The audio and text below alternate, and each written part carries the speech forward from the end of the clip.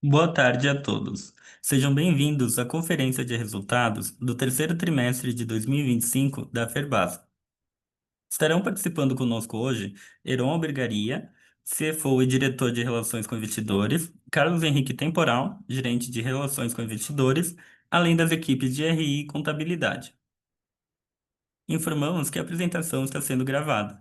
Os slides apresentados estão disponíveis para download no nosso site de RI. Eventuais declarações serão feitas durante essa conferência em relação às perspectivas de negócio da Ferbasa e constituem convicções e premissas dos administradores da companhia, baseadas em informações disponíveis até este momento. Considerações futuras não são garantias de desempenho. Elas envolvem riscos, incertezas e premissas relacionadas a eventos futuros e dependem de circunstâncias que podem ou não ocorrer. Condições econômicas gerais dos setores de negócio e em que a Ferbasa atua e outros fatores operacionais podem afetar o desempenho futuro da companhia. Orientamos que as perguntas sejam enviadas durante a apresentação, via ícone de Q&A no botão inferior de sua tela. Após o encerramento da apresentação, daremos início à sessão de perguntas e respostas. Agora, gostaria de convidar Heron Albergaria para iniciar a apresentação. Por favor, Heron.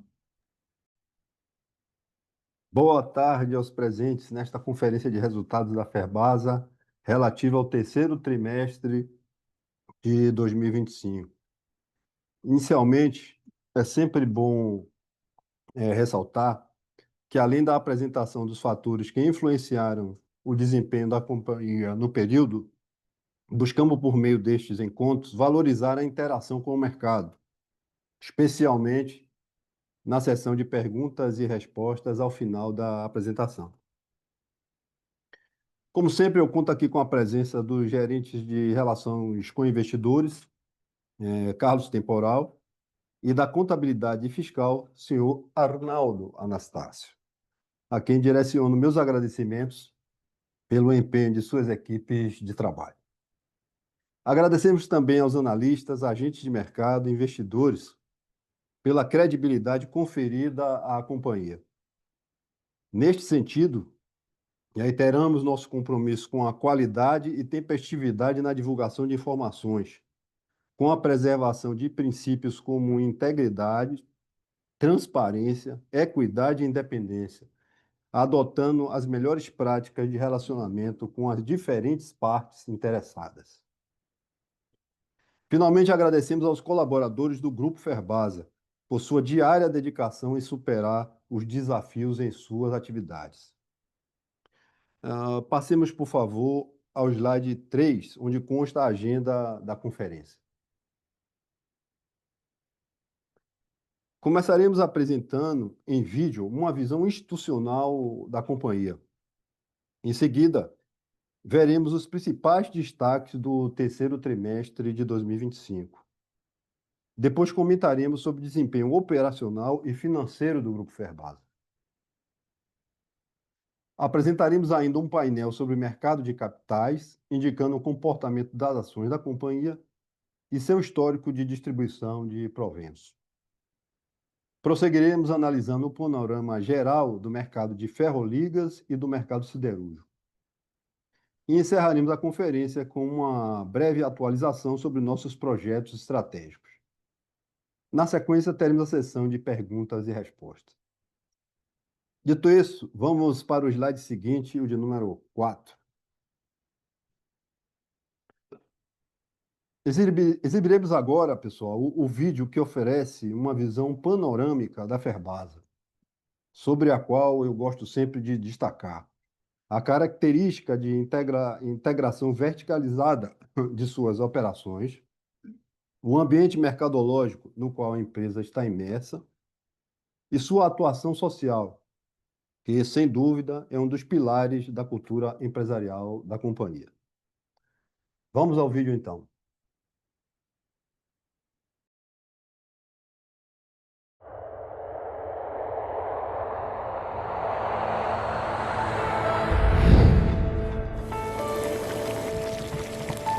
Há mais de 60 anos, a Ferbasa está presente em sua vida e você nem imagina.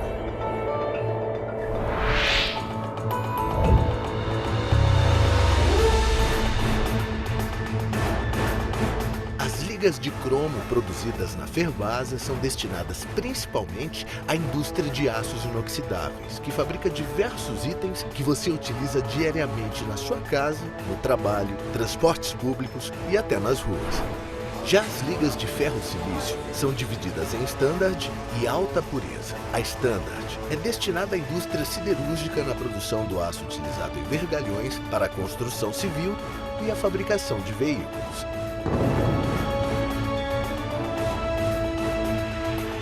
As ligas de alta pureza passam por um rigoroso processo de seleção de matéria-prima para que se preserve a qualidade do ferro-silício, que será destinado à produção de aços utilizados em geradores e motores elétricos, aparelhos de ar-condicionado e carros híbridos e elétricos, cada vez mais presentes no seu dia a dia.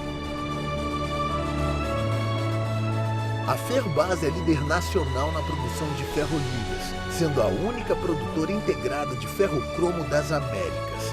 O Parque Industrial de Pojuca conta com 14 fornos elétricos, dos quais 8 fabricam ferro-cromo e 6 ferro-silício. Os principais produtores brasileiros de aço consomem os produtos da Ferbasa, assim como diversas indústrias localizadas nos Estados Unidos, União Europeia, Japão e outros países da Ásia. A Ferbasa conquistou o mundo pela qualidade dos produtos, por honrar os compromissos assumidos e pela segurança envolvida em todos os processos. Para você entender melhor essa história, vamos voltar um pouco no tempo e mostrar como surgiram e se desenvolveram as unidades de mineração, metalurgia, recursos florestais e energia renovável. Com a visão de que o minério de cromo se tornaria em pouco tempo uma matéria-prima estratégica no Brasil, José Carvalho fundou em 1961 a Ferbasa, atuando inicialmente apenas na mineração em Campo Formoso, na Bahia. Hoje, a companhia é detentora de cerca de 95% das reservas de cromita conhecidas do Brasil, distribuídas em 2 grupamentos mineiros. Um em Campo Formoso, operando com mina a céu aberto, e outro em Andorinha, operando com mina subterrânea.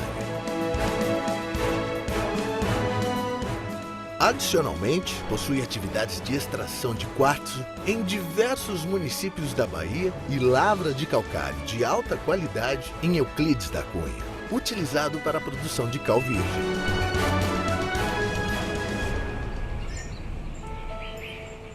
Além das operações de mineração e metalurgia, a Ferbasa atua também no segmento de produtos florestais renováveis, com uma área de 64 mil hectares distribuída em 9 municípios da Bahia.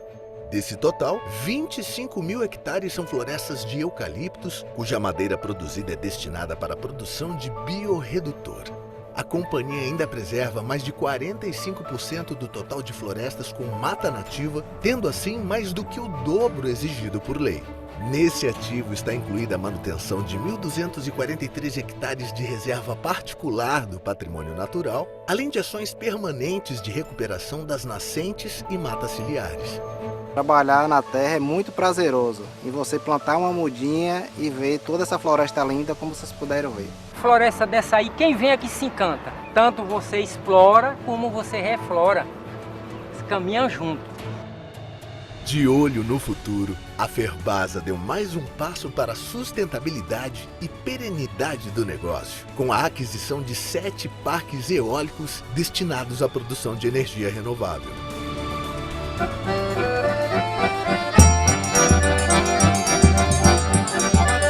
A responsabilidade social também está no DNA da empresa, que desde o início das suas atividades busca contribuir para o desenvolvimento das comunidades localizadas no entorno das suas operações.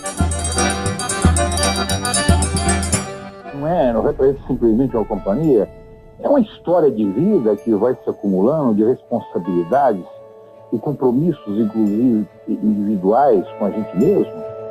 fazendo valer a sua cultura de empresa cidadã e empenhada em servir como alavanca das transformações sociais tão necessárias, a Ferbasa investe em ações nas áreas de educação, arte e cultura, desenvolvimento rural e comunitário, meio ambiente, esporte e saúde, beneficiando milhares de pessoas.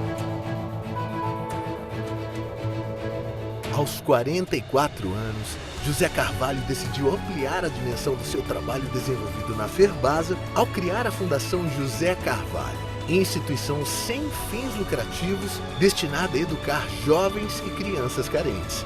A empresa, aquele lucro todo que ela tem, aquilo é um meio, aquilo não pode ser um fim nunca.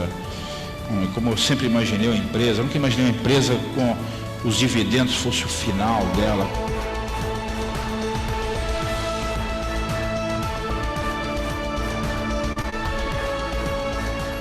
Ferbasa, 60 anos de história com você.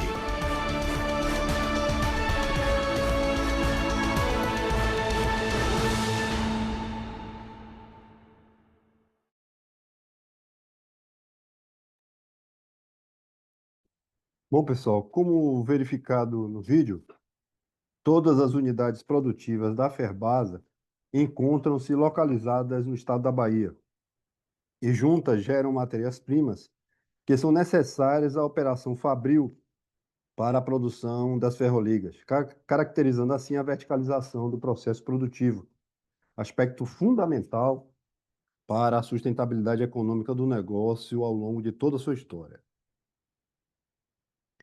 No slide de número 6, detalhamos um pouco mais este fluxo de matérias-primas produzidas pela própria companhia, que são internamente destinadas à fabricação das ferroligas. A verticalização do processo produtivo proporciona maior controle sobre a cadeia de suprimento, além da melhor gestão sobre a qualidade e custo destes materiais estratégicos. Em suma, das minerações extraímos minério de cromo, quartzo e calcário, onde se produz a cal. E das florestas de eucalipto obtemos a madeira, que possibilita a produção do biorredutor, que é o carvão de origem vegetal. Todos estes materiais são transportados para o parque metalúrgico, cuja capacidade instalada é de cerca de 342 mil toneladas de ferroligas anuais, onde são direcionados à fabricação de ferroligas de cromo e de silício. Temos também o complexo eólico BW Guirapá, que produz energia renovável destinada à Câmara de Comercialização de Energia Elétrica, a CCEE, até 2036, atendendo ao contrato exclusivo de venda de energia de reserva. Por favor, passem para o slide de número 7. Vamos comentar agora acerca dos destaques no resultado do 3T25, quando comparado aos do 2T25. No terceiro trimestre de 2025, o EBITDA ajustado atingiu 50,8 milhões de reais e decresceu 24,9% em relação ao 2T de 25. Já o lucro líquido consolidado foi de 46 milhões de reais e avançou 146%. O consumo de caixa consolidado somou 159,7 milhões de reais no acumulado dos 9 meses do ano corrente. Sobre a comercialização de ferroligas, tivemos redução de 18,5% no volume de vendas, com diminuições de 34,2% nas exportações e 2,4% no mercado nacional. Houve também desvalorização de 3,7% no dólar médio praticado e avanço de 5,5% no preço médio das ferroligas em dólar. Estes fatores combinados levaram ao recuo de 17,4% na receita líquida total, especificamente com ferroligas no 3T25, quando comparada ao 2T25. Na ótica operacional, houve estabilidade na produção das ferroligas, com um crescimento de 3,1% na liga de cromo e diminuição de 5,4% na fabricação das ligas de silício. Indicamos também a diminuição de 17,7% no CPV das ferroligas, refletindo a queda de 18,5% no volume de venda e maiores custos de produção, principalmente com energia elétrica e minério de cromo. No âmbito financeiro, também comparando o 3T25 ao 2T25, houve manutenção do resultado financeiro devido ao aumento de 19,5% na despesa financeira, basicamente decorrente das operações de ACC, e ao maior ganho com variação cambial neste terceiro trimestre do ano. Realizamos ainda 73,7 milhões de reais em CAPEX, uma expansão de 2,2% entre os trimestres analisados.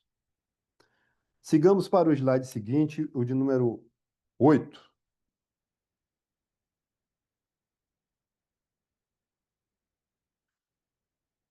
Aqui consta o desempenho operacional da companhia, destacando as variações entre o 2T25 e o 3T25. O gráfico de barras à esquerda mostra a evolução da produção de ferroligas desde o primeiro trimestre de 2023. Como já indicado, no 3T25 houve manutenção da produção de ferroligas em relação ao trimestre anterior, com aumento de 3,1% na liga de cromo e redução de 5,4% na de silício. Vale sempre recordar que uma parcela das ferroligas fabricadas é consumida internamente na produção de outras ferroligas. Assim, parcela da produção de ferrocromo alto carbono é consumida na produção de ferro-sílico-cromo, e parte desse sílico-cromo é utilizada na produção de ferro-cromo baixo carbono.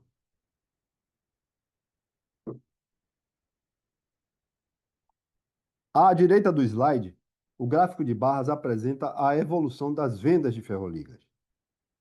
A redução de 18,5% no volume total de vendas de ferroligas no 3T25 em relação ao 2T25 teve a seguinte configuração: redução de 34,2% nas exportações devido às dificuldades comerciais causadas pelas medidas protecionistas nos Estados Unidos, o antidumping e o tarifaço, e agravadas pela cautela gerada no mercado em torno da expectativa de medidas de salvaguarda na União Europeia.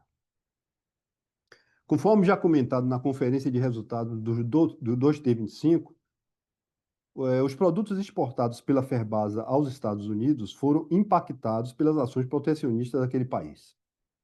Desde o início de agosto, a sobretarifação acumulada atingiu cerca de 70% para a liga de silício e 40% para a liga de cromo, significando que, no momento, o mercado norte-americano encontra-se praticamente bloqueado para os produtos da companhia.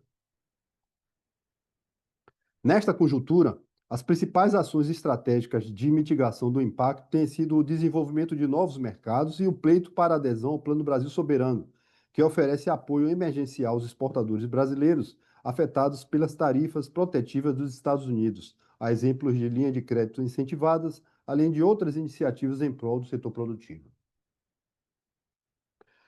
No tocante ao mercado nacional, a diminuição de 2,4% na comercialização das ferroligas foi influenciada pelo recuo na produção de aço inox no Brasil. Vamos para o slide de número 9.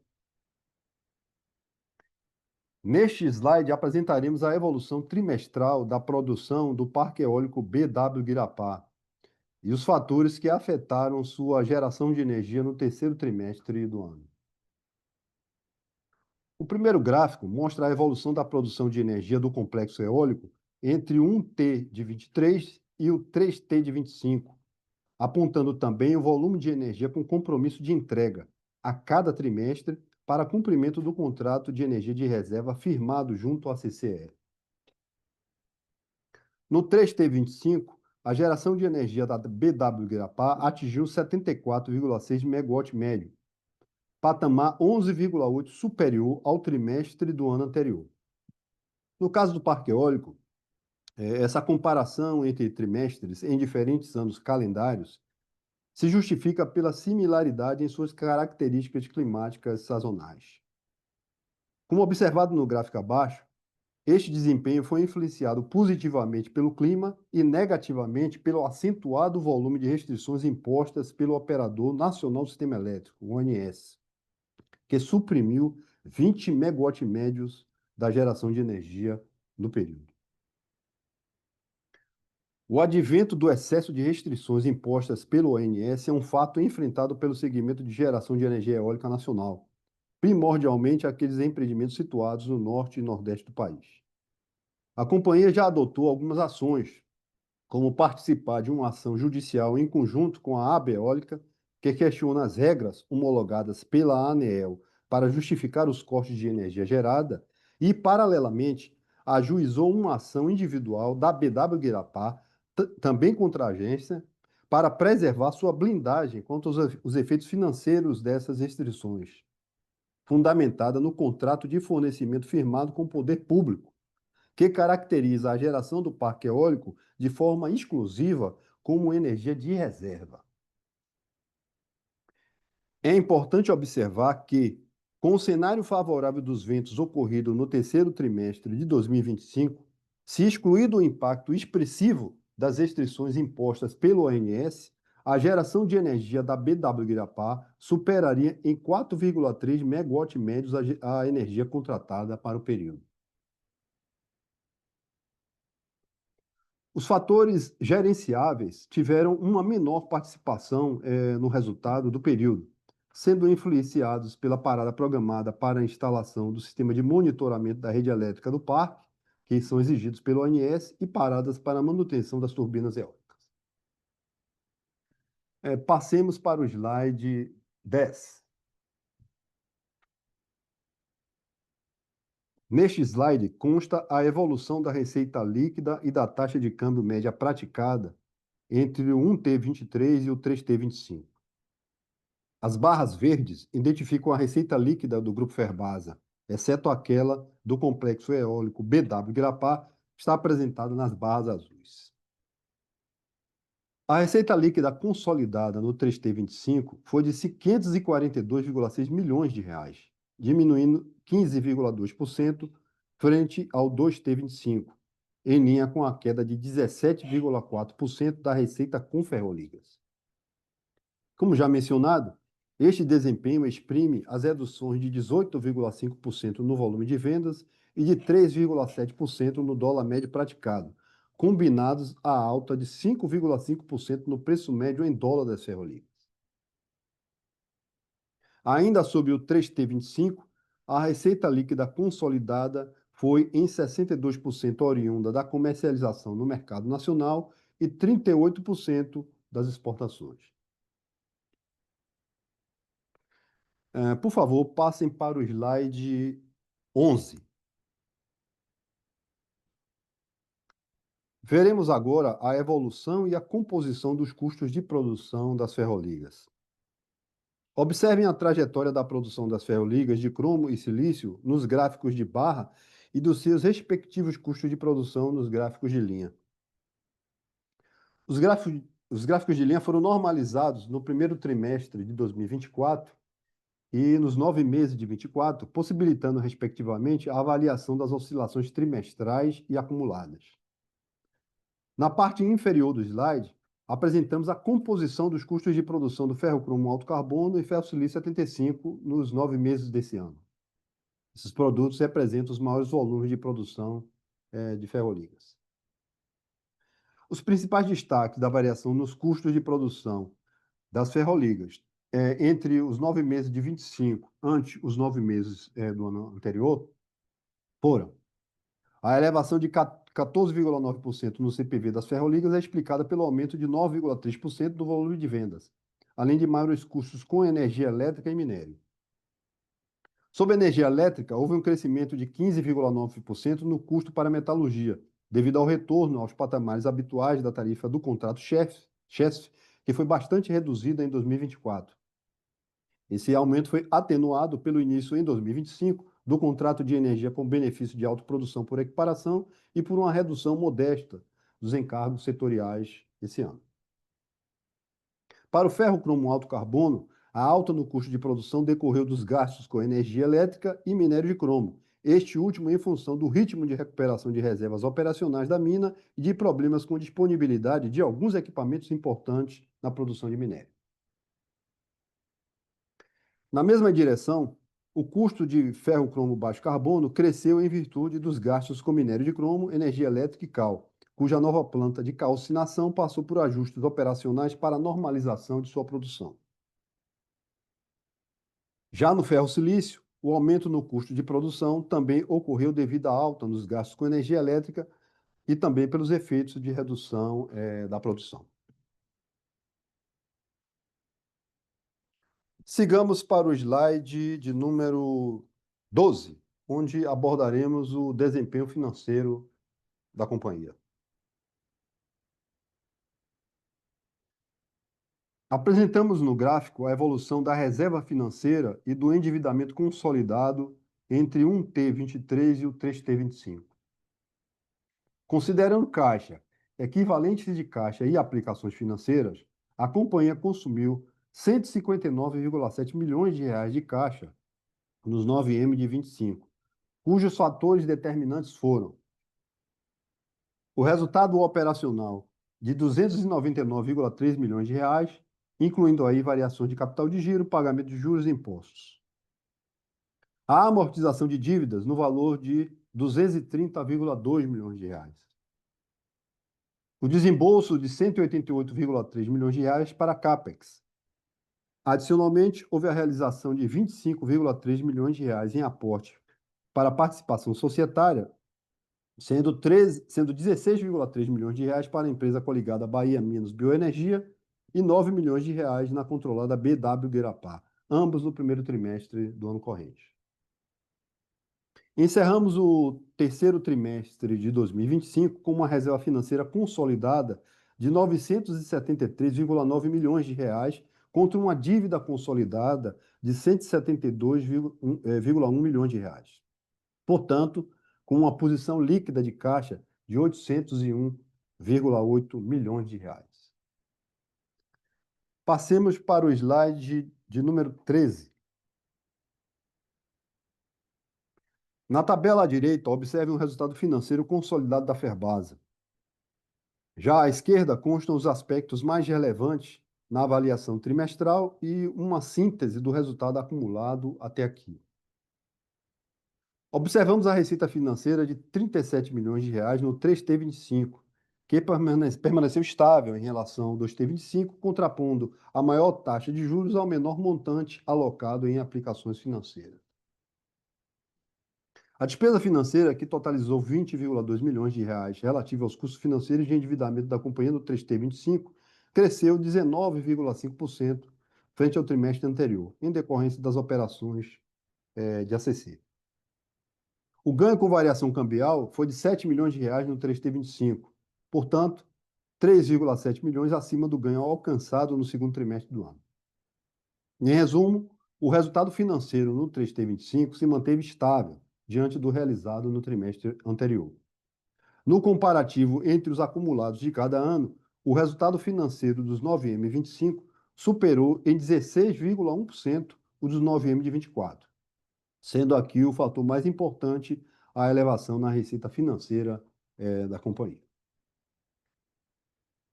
Vamos para o slide de número 14. Observem agora a trajetória do lucro líquido, do EBITDA e da margem EBITDA entre o 1T23 e o 3T25.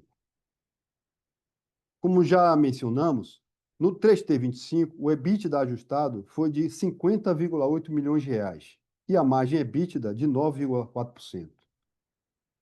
O lucro líquido consolidado totalizou 46 milhões de reais e a margem líquida foi de 8,5%. A variação entre os resultados do 2T25 e o 3T se deve a uma conjunção de fatores mercadológicos, operacionais e financeiros que foram comentados no transcorrer desta apresentação, mas que a gente pode sumarizar da seguinte forma: redução de 18,5% no volume total de vendas de ferroligas, desvalorização de 3,7% no dólar médio praticado, avanço de 5,5% no preço médio das ferroligas em dólar, recuo de 17,7% no CPV das ferroligas. Um efeito positivo de 41,7 milhões de reais no 3T25, referente ao cálculo do valor justo do ativo biológico no período. Manutenção do patamar no resultado financeiro da ordem de 24 milhões de reais. Podemos seguir para o slide 15.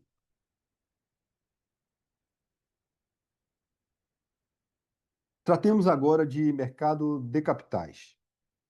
Apresentamos no gráfico da esquerda a evolução do número de acionistas desde o ano de 2020, assim como a liquidez do papel medida pelo ADTV.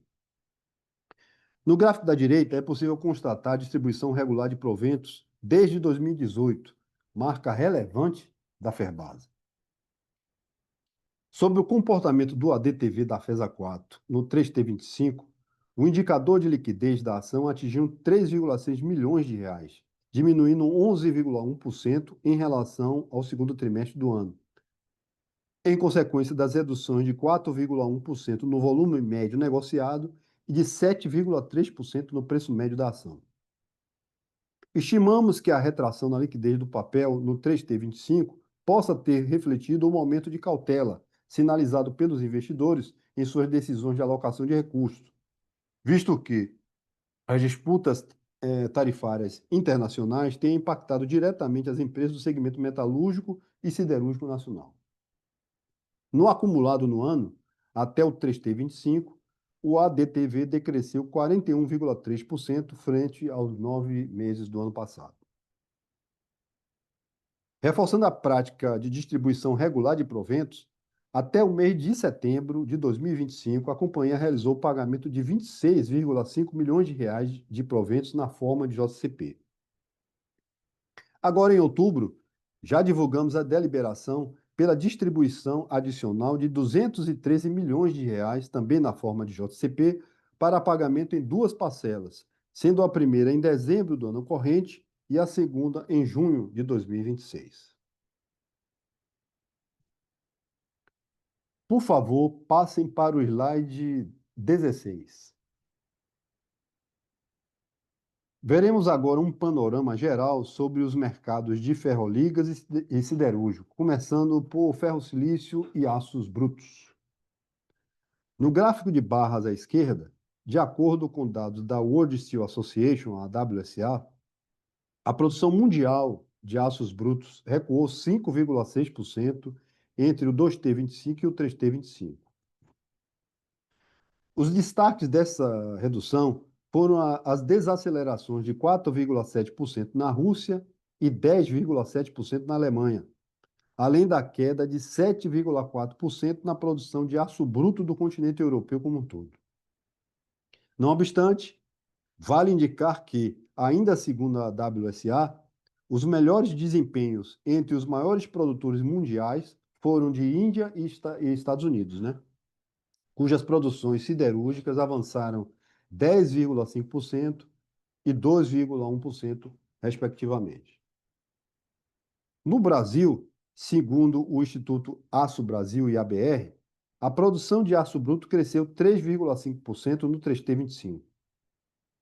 No entanto, no acumulado dos primeiros 9 meses entre 2025 e 2024, houve discreta redução de 1,7% na produção siderúrgica brasileira, como consequência da persistente e elevada entrada de aço importado, principalmente oriundo da China. Assim, embora esteja acontecendo uma expansão do consumo de aço no Brasil, algo em torno de 4,1% nesses 9 meses de 25, a participação das importações vem aumentando progressivamente no atendimento deste incremento. Analisando o gráfico de linhas à direita, o qual apresenta a evolução dos preços spot do ferro-silício em 3 de seus principais mercados, percebemos que o preço médio em dólar desta ferroliga decresceu nos Estados Unidos e na China entre o segundo e o terceiro trimestre de 2025, aparentemente tendo como causa a melhora da oferta nesses mercados. Na China, pelo aumento de 12,5% na produção de ferroligas de silício, e nos Estados Unidos, por um leve aumento na importação dessas ferroligas após as medidas protecionistas de antidumping e tarifaço anunciadas no 2T25. Na Europa, o crescimento no preço do ferro-silício aconteceu basicamente devido à desvalorização do euro frente ao dólar. Passemos agora para o slide de número 17. Vejamos agora o comportamento dos mercados de aços inoxidáveis e de ferrocromo. De acordo com o gráfico de barras à esquerda, no 3T25, estima-se ter ocorrido um pequeno declínio de 1,7% na produção mundial de aços inoxidáveis em relação ao 2T25, puxada pela produção 2,2% menor na China. No mesmo período, a Europa registrou recuo de 9% na produção de inox, enquanto nos Estados Unidos a diminuição foi de 12%. No Brasil, as estimativas apontam para decréscimo de 23% na produção de aços inoxidáveis no 3T25, após o excelente desempenho do 2T25. Já em relação aos primeiros 9 meses de 2024, a produção de inox no Brasil avançou 20% nos 9 meses do ano corrente. No gráfico da direita, percebemos a evolução do preço spot do ferrocromo alto carbono nos Estados Unidos, na Europa e na China. O preço médio do ferrocromo alto carbono cresceu discretamente na China entre o 1T25 e o 2T25, impactado pelo declínio da oferta mundial e pela estabilidade no seu consumo. Nos 9M25, China, África e África do Sul produziram menos ferrocromo do que o realizado no mesmo período do ano anterior. Condição esta que tende a oferecer elementos de sustentação para o preço desta ferroliga, mas também a gerar maior disponibilidade global de minério de cromo, principalmente na África do Sul, conforme persista a redução na demanda por este minério nos 2 maiores produtores mundiais de ferrocromo. Neste mesmo período, o preço médio do ferrocromo alto carbono também cresceu nos Estados Unidos e na Europa. Sigamos para o slide 18. Faremos agora algumas atualizações sobre os projetos estratégicos da companhia. Com relação ao suprimento de biorredutor, após a concessão da licença ambiental para a construção de novos fornos de carbonização, o projeto da área de recursos florestais para a produção de biorredutor nas regiões de Planaltina e Maracás avança para a próxima fase. Após a liberação da autorização de corte de florestas plantadas, a ACFP, iniciamos a preparação do terreno onde serão construídos equipamentos de produção de biorredutor. A terraplenagem continua sendo executada com previsão de conclusão até o final do ano corrente. O início da produção de biorredutor está estimado para ocorrer em 2026 e a finalização da construção de todos os fornos em 2027. Sobre a modernização da planta de calcinação situada na cidade de Euclides da Cunha, informamos que a unidade passou pelos ajustes finais durante o 3T25, visando aí o alcance e manutenção do patamar almejado de sua produção. No tocante ao projeto da nova fábrica de ferrocromo alto carbono, as propostas para fornecimento dos equipamentos encontram-se em etapa de análise técnica e comercial para a seleção do fornecedor dos fornos e respectiva engenharia, visando assim a opção mais aderente aos objetivos estratégicos desse novo empreendimento. A respeito da produção de minério de cromo em Campo Formoso, a unidade de Pedrinhas avançou nos testes de utilização de equipamentos de raio-x e na avaliação de viabilidade para a realização de um novo pushback, que consiste, enfim, no retaludamento da cava da mina a céu aberto, visando a ampliação de seu limite de extração. Para fazer uma analogia rápida, é como se a gente estivesse fazendo uma espécie de raspa de panela. Para esta mesma unidade operacional, temos a expectativa de finalização ainda em 2025 e por parte da consultoria especializada, da análise de viabilidade de uma mina subterrânea. Finalizando as atualizações sobre os projetos estratégicos, é importante continuar registrando o impacto favorável sobre os encargos setoriais obtidos graças ao projeto de energia competitiva, que proporcionou um contrato de energia elétrica sob o regime de autoprodução, como já largamente anunciado. Pessoal, encerramos aqui a apresentação e nos colocamos à disposição para a sessão de perguntas e respostas.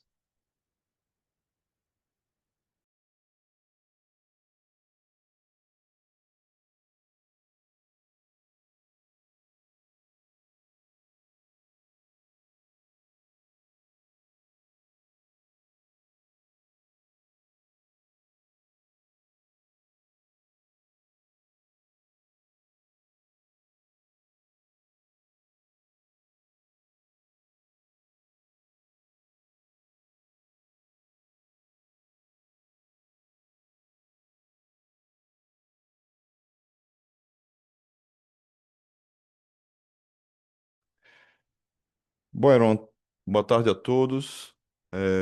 Nós já recebemos aqui um questionamento, um questionamento de um investidor, pessoa física.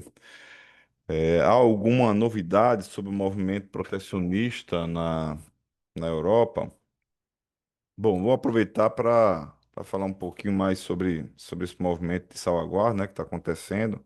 E de fato é um contexto, né, do comércio internacional para as ferroligas e passa por um momento de crescimento dessas ações protecionistas globais.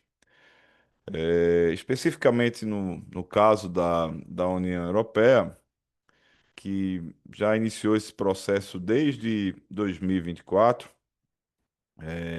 é uma medida de salvaguarda, mas que ainda está em fase de andamento. É importante notar que esta ação ela difere de um processo de antidumping, por exemplo, que ocorre para países específicos e que esses passam, de fato, por um processo de investigação, né? A salvaguarda ela é uma medida mais abrangente, né? Que visa proteger o mercado, no caso, estamos falando do mercado europeu, de todos os fornecedores de um determinado produto importado e não se restringem a países específicos, tá? O mercado atualmente ele aguarda, né, por uma deliberação mais conclusiva da União Europeia, ainda em 2025. Isso tem gerado, né, uma cautela de forma geral, no mercado de ferroligas. A Ferbasa, ela tem tais medidas, né, protecionistas, elas têm dificuldade, né, tem dificultado nossas atividades comerciais, tem impactado os resultados da companhia, como já dito aí por Heron na apresentação, né, mais de 30%, uma redução de mais de 30% nas nossas exportações esse trimestre. Então é um cenário desafiador, né, que somado ao que já vem acontecendo com os Estados Unidos, você ter ainda esse movimento, essa expectativa de salvaguarda na Europa, torna, né, um movimento, né, de realocação dos nossos volumes, um movimento com grande complexidade e desafiador. Mas a companhia tá empenhada para fazer isso, né? Tem recebido os impactos, mas tem trabalhado fortemente aí com o mercado internacional e seus parceiros para melhorar, né? Ou pelo menos manter os volumes que a companhia vem mantendo para as exportações. Perfeito, Teparo. Tem uma questão de Cristiano Eusébio. Boa tarde. Em relação aos dividendos distribuídos, muitas empresas estão se organizando e distribuindo trimestralmente. O que é que a Ferbasa pensa sobre isso? E se tem previsibilidade sobre distribuição? Assim, Cristiano, obrigado por sua pergunta. A gente, ao longo da apresentação, citamos que até o segundo T, até setembro, a Ferbasa já tinha distribuído cerca de 27 milhões de reais. E anunciou, agora em outubro, mais de 213 milhões de reais. Então, só aí você tem 240 milhões de reais anunciados pela companhia esse ano. Então, todo trimestre tem, por prática, algum anúncio sobre distribuição de proventos, né? Então, acabamos de fazer o último e juntando com o distribuído anteriormente, faz em conjunto 240 milhões de reais em 2025. O ano passado, só para você ter ideia, a distribuição foi de 174 milhões de reais. Então, mesmo num ano de dificuldade, a companhia distribuiu mais do que distribuiu no ano passado. Obrigado.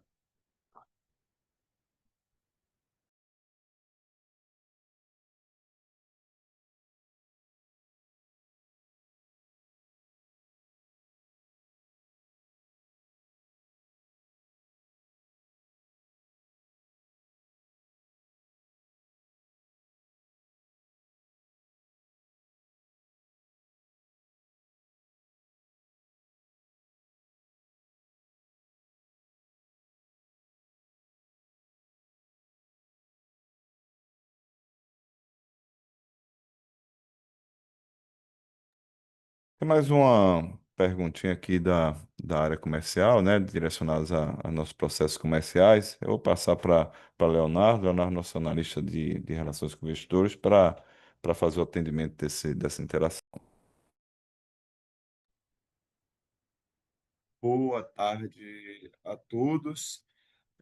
Chegou um questionamento aqui acerca da queda do volume de exportações, se ela tem relação apenas com tarifaço ou se teve alguma questão logística.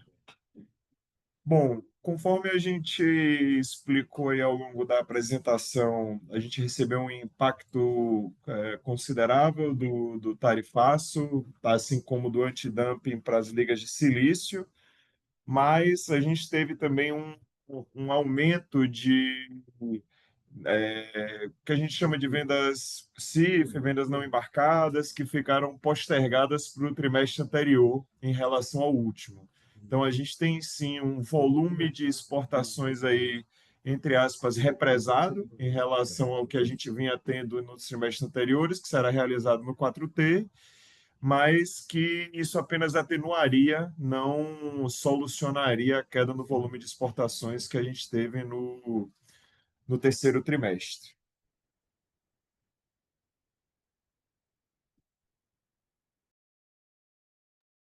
Obrigado, Léo. Temos mais uma questão aqui do senhor Sebastião Luiz de Jesus Souza. Boa tarde, eu também sou investidor, pessoa física. É uma pergunta que ele faz: se existe fábrica nos Estados Unidos que possa produzir o que a Ferbasa exportava, fechando aquele mercado em definitivo? Excelente pergunta, Sebastião. Nas ligas, principalmente nas ligas Gromo não, não tem, mas nas ligas de silício tem alguma produção interna, mas mesmo assim os americanos são deficitários nesse produto, né? Antes deles começarem com o processo de dumping, o país que estava ganhando essa oferta dentro dos Estados Unidos, só para você ter ideia, era a Rússia. Então, eles fizeram um estoque lá durante bastante tempo com o material russo. Depois que entraram com o processo de dumping, a Rússia basicamente saiu fora do mercado e outros países também.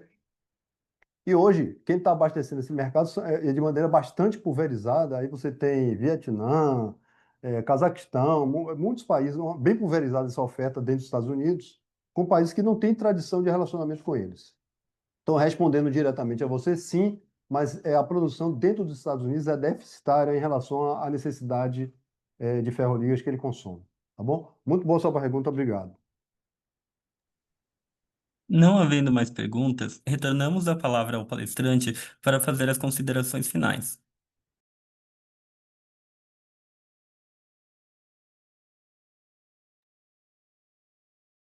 Bom, pessoal, em nome da Companhia de Ferroligas da Bahia, eu agradeço aos que nos acompanharam durante esta teleconferência de resultados do 3T25. Aproveito a oportunidade e envio um obrigado especial às ferbaseiras e ferbaseiros por todo o empenho dedicado na manutenção da competitividade e da cultura empresarial particular desta companhia.